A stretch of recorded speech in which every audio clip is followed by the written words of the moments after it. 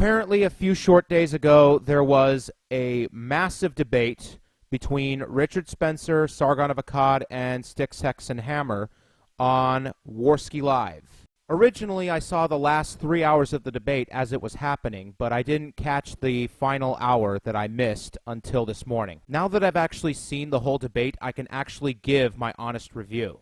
Now, it should be no secret that I would be in the opposition camp when it comes to the alt-right, but I will make sure that my review is nonpartisan. The debate was co-moderated by Andy Warski and J.F. Gariepi.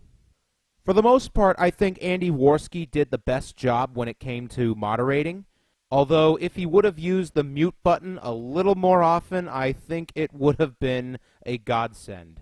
JF, on the other hand, I really thought that he stacked the deck in favor of Richard Spencer by constantly challenging Sargon and Styx. He even clarified some statements that Richard Spencer was making during the debate, which, in my honest opinion, a moderator shouldn't do. A moderator should really just be there to make sure that there's no name-calling and that the conversation doesn't get out of hand. But if a moderator has to ask challenging questions, I think it would be best that you ask them to both sides. But now on to the participants. Holy shit. When it came to the conversation between Sargon and Richard Spencer, it was a complete shit show. If I could do my best to analyze the tactics of both Richard Spencer and Sargon, I think Spencer was trying to play to his audience, because the people that like Richard Spencer, they like him because he's a bit of a troll/asshole, and that's exactly the kind of Richard Spencer we got during this stream. And of course, his base does not like Sargon of Akkad, so Richard being a dick to Sargon did not alienate anyone in his base. However, this strategy could be a real turnoff for the people that you want to win in the middle. Sargon, on the other hand, tried to use the gotcha strategy. This is where, when a person is talking, you cut them off in mid-sentence because they said something wrong, and then try to press them on it, hoping to fluster them. Those that are in Sargon's base, however, see Sargon as kind of an intellectual. Sure, he has a side of him that's a troll, but his audience tends to see him as the most rational person in the room. But in the case of these two strategies dueling, I would say that Richard Spencer came out on top, because I believe Richard Spencer was successful in taking Sargon out of his element. But that doesn't mean I think Richard Spencer won the overall debate. I mean, Richard Spencer said a few things that were kind of stupid, and even JF had to come in like once or twice to clarify things. Then there was the performance of Styx, which I would actually say that if I could pick an overall winner of this debate, it would be Styx. Styx had the opposite strategy of Sargon. He would usually allow Richard Spencer to finish his statement, then Styx would quickly ask a question in hopes to knock Richard Spencer off guard.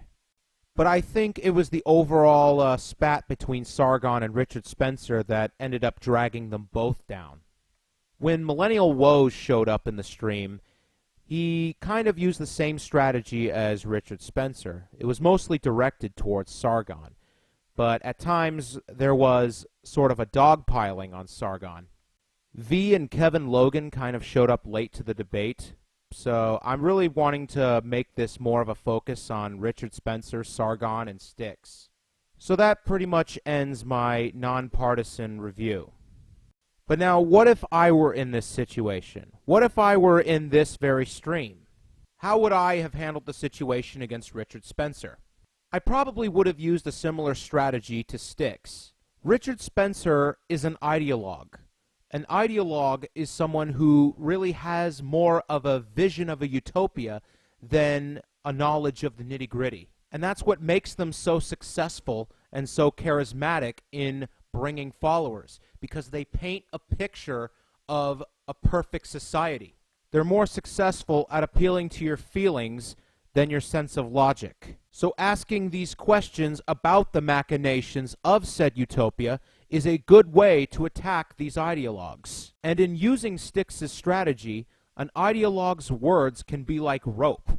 When you allow them to talk long enough, they will produce enough rope to hang themselves. The only thing your questions do is tighten the noose. When the question was asked about Jewish infiltrators to the white ethnostate, Richard Spencer seemed mightily confident that that would not happen. In that case, I would have brought up the situation about Mike Enoch and his wife.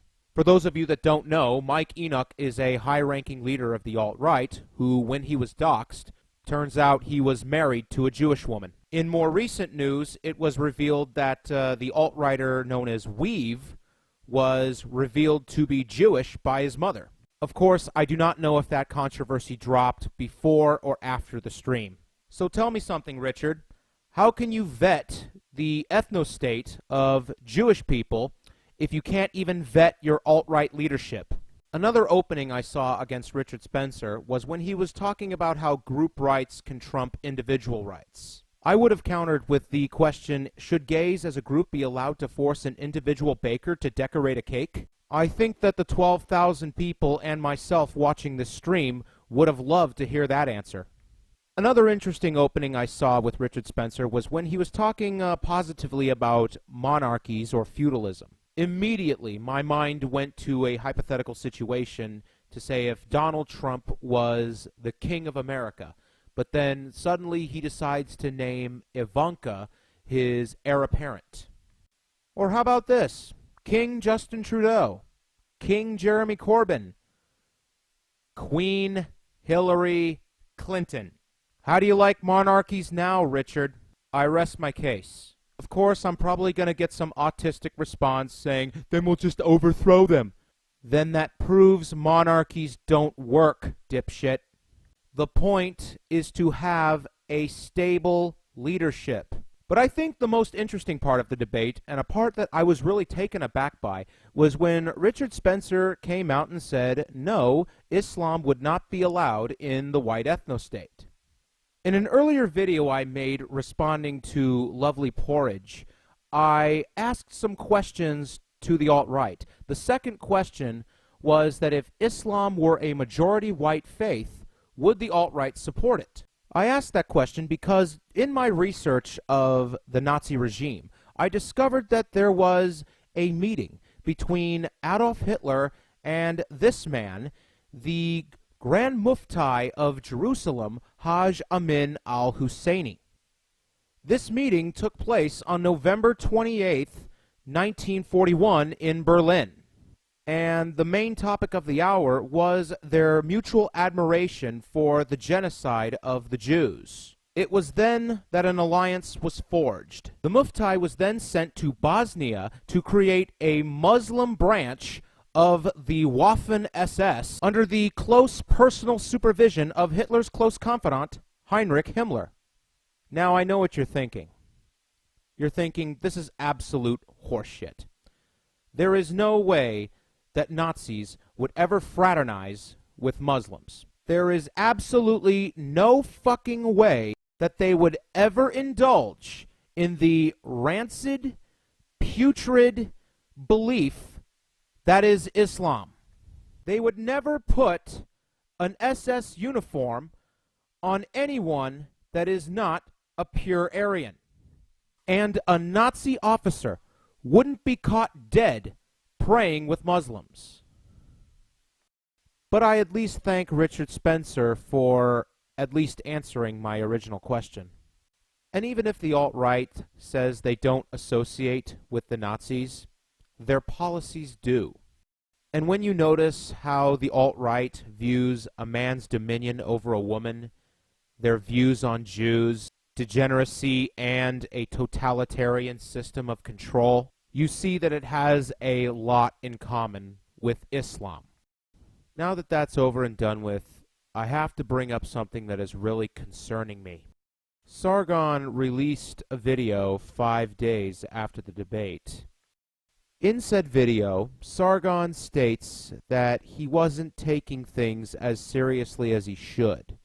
He used the picture of Richard Spencer wearing the fedora when saying this, so this leads me to believe that he was at least trying to acknowledge that he lost the debate without actually saying it. But his video takes a bit of a turn. he seems to start to lay the groundwork for a new collective. By the end of the video, he implies that he would like to name the collective the Liberalists. I see the reasoning for the name, but I disagree with it. The first problem I have with the name, at least, is it seems to imply that every one of his audience are liberals. Now, I'm left-wing as fuck, but I do not speak for Sargon's audience. But not to mention, this name kind of alienates people like Styx, Hex, and Hammer, Dave Cullen, and Academic Agent. These are at least a few of the people that I know of that do not call themselves liberals, but would definitely be on board with at least some of the basic tenets of Sargon's views. Views such as freedom of speech, individual rights, and anti-collectivism/identitarianism. So there definitely needs to be a new name, one that is inclusive to other ideologies such as conservatism, libertarianism, not just liberalism. And better yet, I really don't think it should be like a collective. I think it should function kind of how Kekistan functioned. Kekistan functioned more like a loose alliance. There really wasn't any rules or doctrines to follow. Just meme the Kekistani flag or Pepe, or type in praise Kek, or my favorite,